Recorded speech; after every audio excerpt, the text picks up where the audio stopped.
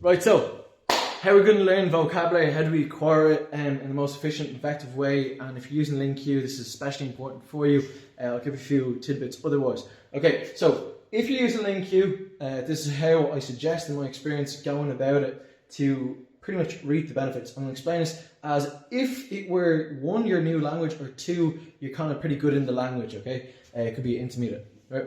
So explain it in those two, and even if you're advanced, it still applies to you. Okay, so let's just say you've picked your lesson, okay?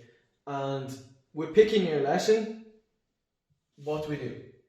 The first thing I would do is I would press full screen, in full screen, I'd follow the text as you listen, okay? This is especially important if, depending what stage you're at, but definitely if you're a beginner, in the language. Because you need to see, as it's going by, oh, this is what this word sounds like, this is what the patterns are. As someone is speaking, your brain goes, okay, I'm making patterns, making context, make sense. Then if you're the person that's an intermediate, you can just put it in your pocket, listen, go ahead, walk. You don't need to really pay that much attention unless you're being more exposed to maybe advanced material or things that you don't really understand, of course. Okay, now, what happens when you finish what we've listened to? Here we go. We have two options, and again, this is more the intermediate to advanced. This is more definitely if you're beginning that language, okay? Now, step two here is I would choose sentence view. Then, while I'm in sentence view, I'm going to play. I'm going to listen. Then, as I listen, I'm going to think, without looking at the words that are under in sentence view, I'm going to try and force my brain to see what does this mean. Okay, boom. Okay, cool. Don't spend too long. Just go, right, this is what I think it means. Then go translate. Because you might know word by word, this is that, boom, boom, bam. But then when it's put into context and it's put together, it's a phrase, and you go, oh, that's a phrase. And then that's why when I literally translated it, it wasn't actually what I thought it was. So perfect. You've listened to the sentence, you've read the sentence, you try and translate it, then you translate it, then you know what it's like. You've added the words that are necessary, you've binned the words that are unnecessary, like names or something. Unless you want to just add them, no problem. LingQ kind of has that setup where the numbers are very much not inflated, they're actually like accurate in the amount that they're giving to be at an advanced level, because they know there's these type of words where it's someone's name and people are at it, okay? So if you're looking at the CEF, basically the European framework of languages, where it goes from A1 to C1, so beginner to a native speaker, and then the outline vocabulary for each level, and then you compare that to LingQ, you might be like, man, what the hell does this mean? Alright, I'll try and whack that up on the screen, okay? Now, if you are that intermediate to advanced, here we go. So, sorry, just to finish off on this point is, once you've added, then of course go to the next page, etc., etc. Right, step two, for the intermediate to advanced, we have, go to page view.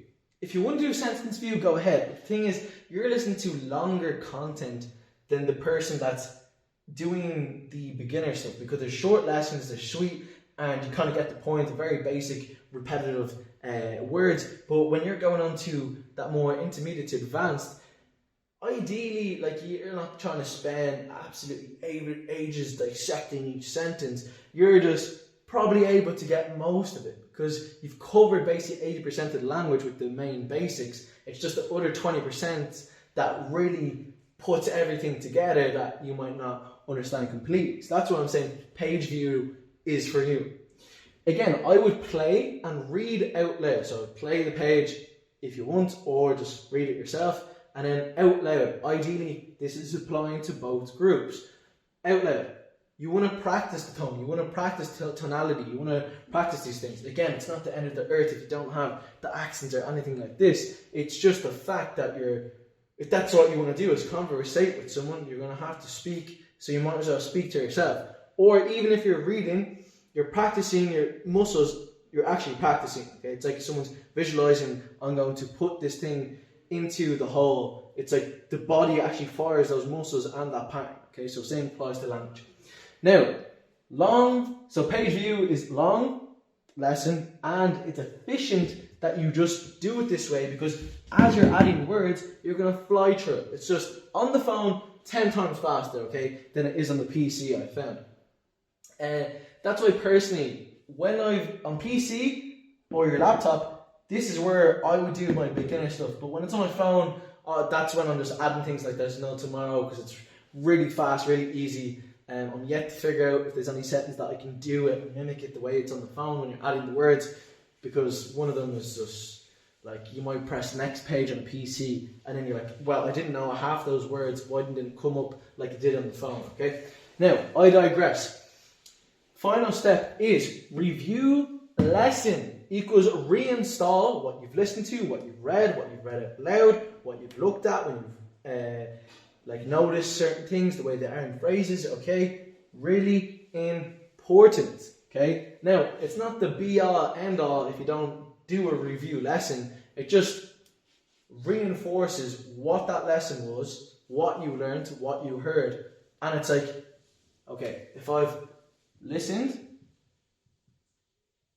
I've read, and then I've added vocab, okay,